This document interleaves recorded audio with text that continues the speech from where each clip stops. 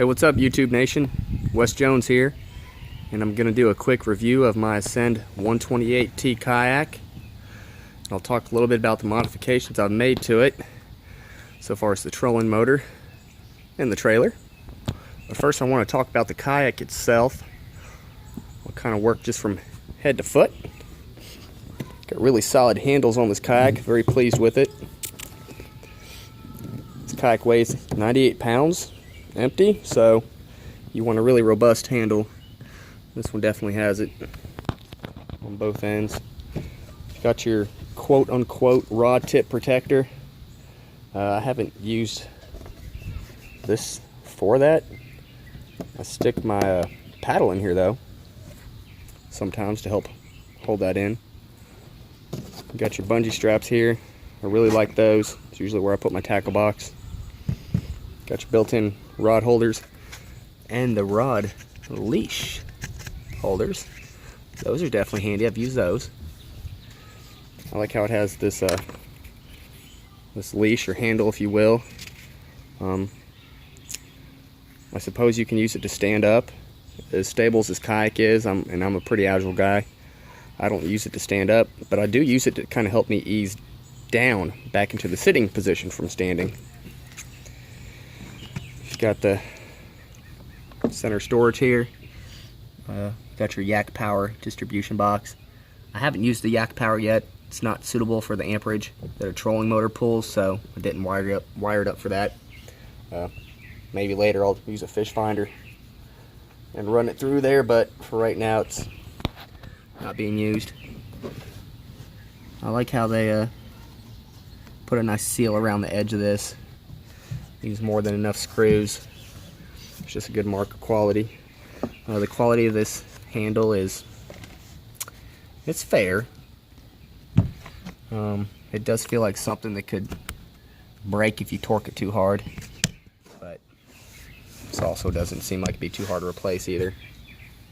It's got this somewhat waterproof storage. I don't really put anything in there that needs to be waterproof, like as far as my phone or anything. I'll put my cell phone in a dry box and put that in the middle hatch.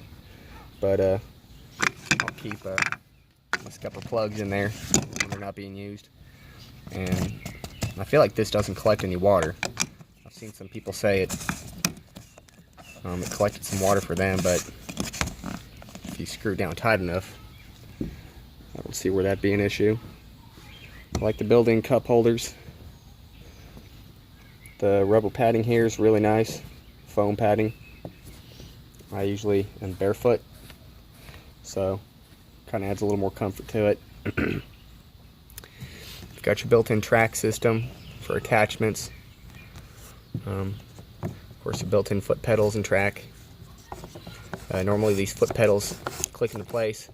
I remove the little retainer pin so they can slide freely, so I can repurpose them to use to steer with my feet, leaving me hands free to fish while I troll. The seat's really quality. The stock seat of this is really quality. I'm very, very pleased. The seat has this bungee system underneath. You're supposed to take this bungee and run it, up over on either side. And it's supposed to help keep that seat level.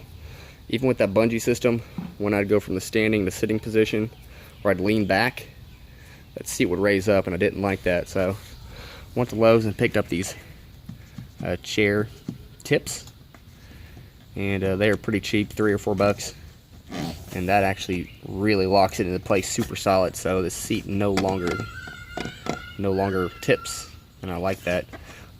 They have black available. I elected for the white because I didn't want to get any kind of rubber scuff marks in there. Super minor, but to each their own. This chair does have this feature where you can pull the lever and rotate it around. I use that all the time because I usually have my cooler in the back full of food and drinks, so I'll just rotate around. Also, as stable as this kayak is, if I get to a spot where there's shallow rocks, I'll just rotate around and kind of bend over and pull the trolling motor up. I've seen some people attach handles where they leashes and handles where they can pull it up from the seating position. Again, I'm a pretty agile guy, and this kayak's really stable, so I haven't had a need to do that. Maybe down the road I will, but for now it's just so easy for me to spin around and, you know, just pinch this and bring it up. So again, good bungees back here, tons of storage in the back. That's where I keep my trolling motor battery. You can see I still have loads of storage underneath on both sides. I saw in the 2017-2016 Ascend 128Ts, folks were taking and unscrewing these screws and flipping this hatch around where it opened away from the seat, kind of a little bit more intuitively. I tried to do that, but I guess with this 2018 they've refined their construction techniques, and there's actually some marine goop. If I can get a focus, there's some marine goop now, so I wasn't able to switch that around aside of prying that goop off and then resealing it, and I just wasn't willing to do that. You got another heavy-duty handle here. This trolling motor just comes off, so I do use that handle to still move it. Of course, your access hatch in the back is pretty sweet too. This plastic is a little softer than like a Jackson kayak, but it's still pretty robust. I'm pleased with it. Stability wise, this kayak is ridiculously stable. I'm 175 pounds, 6'2". It's so stable that it's hard for me to convince myself to sit down and fish, just because it's too easy to stand and fish. If you pay any attention at all while you're standing, you're not going to tip. I can see though how maybe someone on the pluser size or someone who wasn't paying attention could tip, but I have not got even close to falling off this yet. This kayak is 12 foot 8 inches long and 32, 34 inches wide.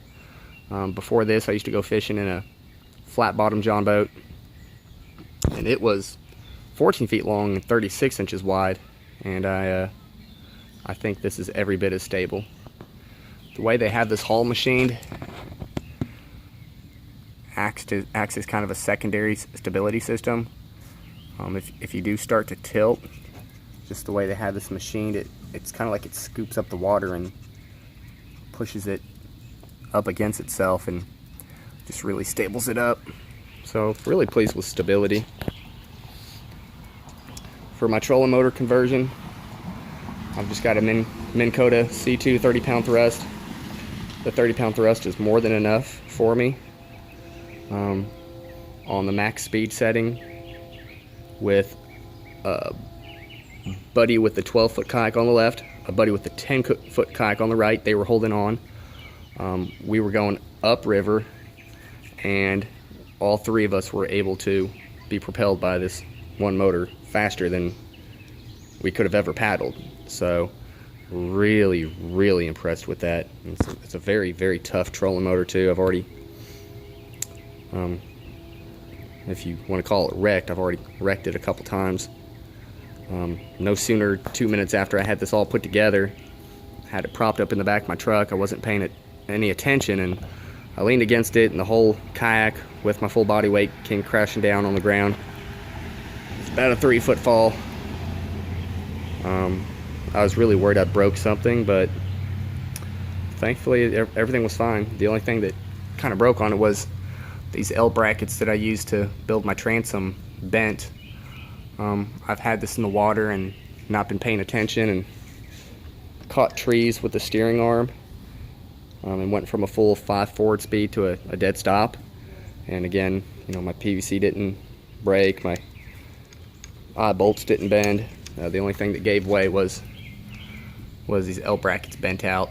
So initially I was thinking I was going to do like some folks on YouTube are doing. They'll get a big starboard transom and, like, you know, a steel or aluminum kind of thing going, but I decided against that after, you know, wrecking it a couple times and dropping it on the ground. This is a good fail-safe, and it kind of gives me some tolerance. So I mean, it's super cheap and sustainable too. You know, these cost $2 or $3 at Lowe's.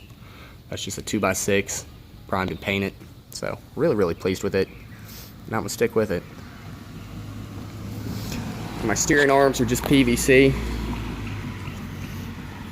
Of course, you got an eye bolt, carabiner, and a ferrule stop kit. This is weed eater line that runs up through these little U-bolts right here. There's one. There's the second. And they go in through the foot. I didn't have to do any kind of drilling in the foot pedal. That little hole right there is where the retainer pin normally is. So when I popped that out, you know, I just ran the line through there, put another ferrule stop kit on the back. Something I did notice is even after pulling the retaining pin out, these pedals fit a little tight, so it wouldn't smoothly slide up and down this track. So I had to take and unscrew your 1, 2, 3 bolts out, kind of knock that pedal off, and then I just machined down. I took a Dremel and kind of ground down the inside of that pedal to give it a little bit more width, and now it slides really smooth. I did have to put a little bolt here, machine bolt, just to keep that pedal from sliding off. So that works really, really well. I took the control knob out of the head of the trolling motor that I removed, ran some wire and extended it up here to the front under the seat. You can see I went with kind of a steampunky control knob. I call it Thor's hammer. Got an O-ring there to kind of help waterproof it, and in between the plastic and the weatherproof box that I have that control module in, I've got another O-ring. But you know, this is a really important part electrically. So I even use just kind of a little bit of passive waterproofing. If I'm out on the water, I'll just take my microfiber cloth and kind of wrap it around like that, just to make sure any stray splashes don't get in there. The vicinity of these scupper plug holes next to this switch means I've elected to always keep all 8 scupper plugs closed. And I've noticed this kayak takes on much less water now that I don't really ever paddle. You're not splashing in water, you know, trickling in water, so it stays pretty well dry. So yeah, it's pretty well how the trolling motor goes. Just got it plugged into a standard 7-prong trailer hitch right here. You know, picked that up from Walmart. That was $7. Receiver was $8. Kind of cheaped out, you know. Like I said, it was $8. If you do get a cheaper one, just be mindful when you're screwing these down. I over torqued it a little bit and cracked the plastic a little bit, but I've got some marine goop, clear marine goop on the bottom side anyway, so you know, no harm done. That's something when I get some spare time, I may replace that just for cosmetic effects. With the turn radius that I have on this trolling motor, I can push all the way down either way, and it turns tight enough that it'll just, you know, turn in place. So that's pretty cool. I got 5 forward, 3 reverse, and on speed 5, this thing books it. It actually leaves a little bit of a wake. If anything, I think even this 30-pound thrust is a little too fast, because even on speed setting 1, I'm moving a little too fast to troll and fish. So I think I'll get an aftermarket third-party, you know, control module and hook it up to that, you know, down the road probably. But for now, I'm super happy.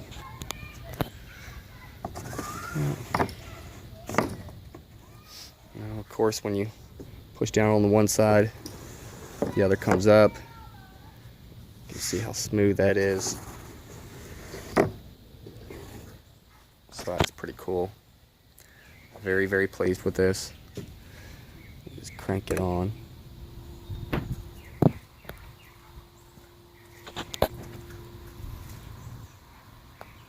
You can see I've got it dropped down about a little over 3/4 of the way on the shaft. And that works really well. I don't get any kind of cavitation. It's completely silent, so you can really creep up on the fish. Way less invasive than splashing around with a paddle. Again, this kayak weighs 98 pounds, empty. I had made a scupper cart. Just, you know, a couple pieces of PVC that come up through those scupper holes. Goes across ways. Oh hell, let me just show it to y'all. Spent about 30 bucks on it. Cheaper than the piece of crap scupper carts they sell at Bass Pro. Those are $55 and they're absolute garbage. This one's really robust. Can take a licking and keep on ticking. But even that just kind of was a pain in the ass, so went to my local pawn shop and they had this trailer that originally was fitted out for a flat bottom. And I talked them down to $180. Absolutely got over on them. Because if you look on eBay, the going rate for a kayak trailer is between $600 and 900 bucks. Rubber on it was still really, really good. Still got the bulk majority of the tread left. I took some rubber paint and painted those tires just to give them a nice dark, fresh look. Still need to wash my rims out a little bit. But this is a real pretty galvanized trailer. When you do buy a trailer, first thing you want to do is pull off these bearing buddies. Pull your tire off, pull the bearings out and inspect them. My bearings were good, so I just packed them back in there, replaced the gear oil, bought some new bearing buddies and bearing buddy caps, just packed it full of oil and put it all back together.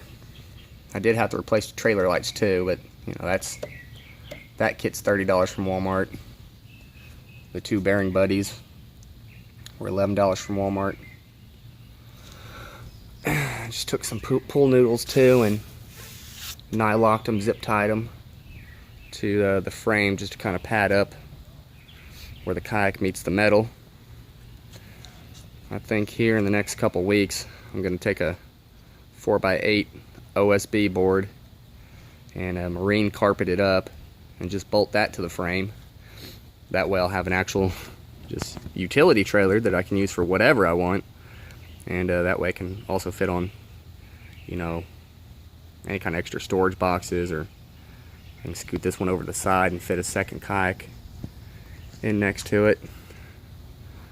But yeah, really, really happy with this. Total labor I have in it's about 20 man hours. There's a lot of videos and on YouTube on, you know, people doing like I am, talking about their setup, but the specifics, you know, there's no in-depth video, so I just had to figure this out as I went. Super important part is right here, you know, where the stock wires come up out of the shaft and out, extending those wires. This area right here is very important. And then of course remounting the control module, making a waterproof, weatherproof box that can be bolted underneath. That took some rudimentary engineering. I just figured it out as I went. If you guys have any questions about specifics like that, you know, leave a comment. I'll be happy to answer them for you. Again, the battery I went with is, scoot this around. The battery I elected to get is a Mighty Max 55 milliamp hour. Set me back 135 bucks. Got it on Amazon. Well worth it. The first time I took this out, I spent 13 hours that day out on the water, and of that 13 hours I spent between 6 and 7 actually running the trolling motor anywhere from a speed 1 setting all the way to 5. When I got home and put it on the meter battery charger, I still had 2/3 of a charge left, so absolutely ridiculous capacity. Extremely pleased with it. I think these Mighty Max batteries are a good chunk underrated. Just based off my experience, I'd say this thing probably is closer to 75 or 80 milliamp hours. Mighty Max just They really err on the side of caution and underrated this battery, so I'm real pleased with it.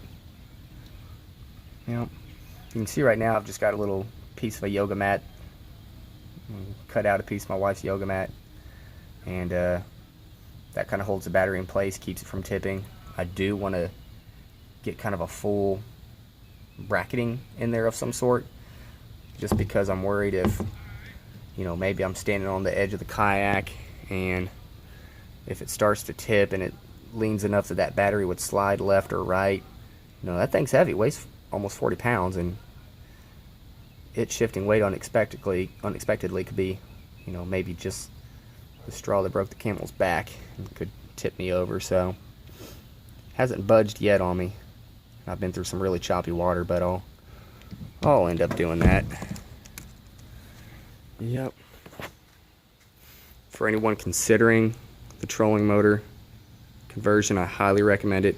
It's absolutely changed the way that me and my friends fish. Like I said, I had my buddy on the left, my buddy on the right.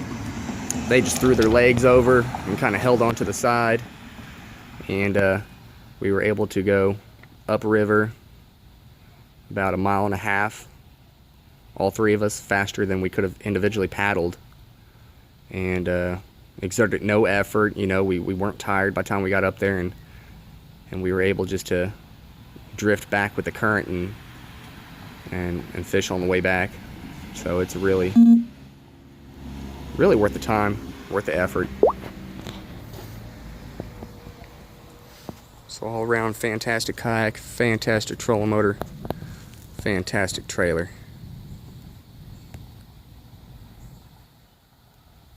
Can't wait to take it out again.